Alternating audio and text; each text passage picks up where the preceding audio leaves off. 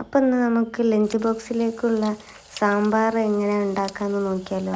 ഞാൻ എൻ്റെതായ രീതിയിലാട്ടോ സാമ്പാർ ഉണ്ടാക്കുന്നത്.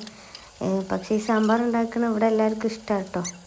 അപ്പോൾ ഇതിലുള്ള പച്ചക്കറി വെച്ചിട്ട് ലഞ്ച് ബോക്സിലേക്കുള്ള സാമ്പാർ ഉണ്ടാക്കാം കേട്ടോ.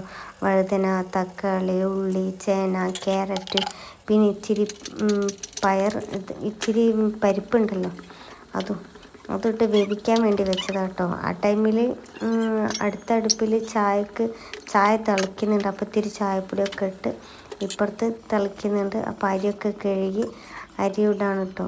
രാവിലെ നല്ല തിരക്കാണ് മക്കളെ. അപ്പോൾ ഞാൻ ഉണ്ടാക്കുന്ന സാമ്പാർ എങ്ങനെയാണെന്ന് നിങ്ങൾക്ക് കാണിക്കാൻ വേണ്ടിയിട്ടാണ് കേട്ടോ ഞാനിന്ന് സാമ്പാർ ഉണ്ടാക്കുന്നത് ഇവിടെ ഒന്ന് അപ്ലോഡ് ചെയ്യാമെന്ന് കരുതി. അപ്പോൾ ആ ടൈം അപ്പത്തിനേക്ക് കുക്കറിലുള്ള പച്ചക്കറിയൊക്കെ വേവട്ടെ.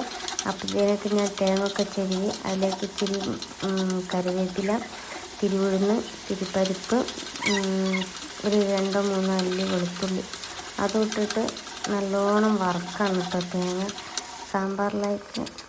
അപ്പോൾ നല്ല ബ്രൗൺ കളറാവുന്ന വരെ വറുക്കാണ്. ആ ടൈമിൽ ഞാൻ ഇച്ചിരി മഞ്ഞൾപ്പൊടി, ഇത്തിരി കുരുമുളക് പൊടി, ഇത്തിരി സാമ്പാർ പൊടിയൊക്കെ ഇട്ടിട്ട് പിന്നെ ഒന്നും കൂടി വഴറ്റുന്നുണ്ട് കേട്ടോ.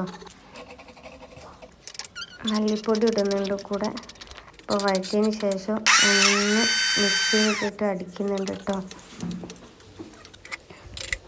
മിക്സിയിലിട്ട് അപ്പത്തിനേക്ക് കുക്കറിൽ പച്ചക്കറിയൊക്കെ വെന്തിക്കുന്നു കേട്ടോ. ഒരുവിധം നല്ല വേവായിട്ടുണ്ട്.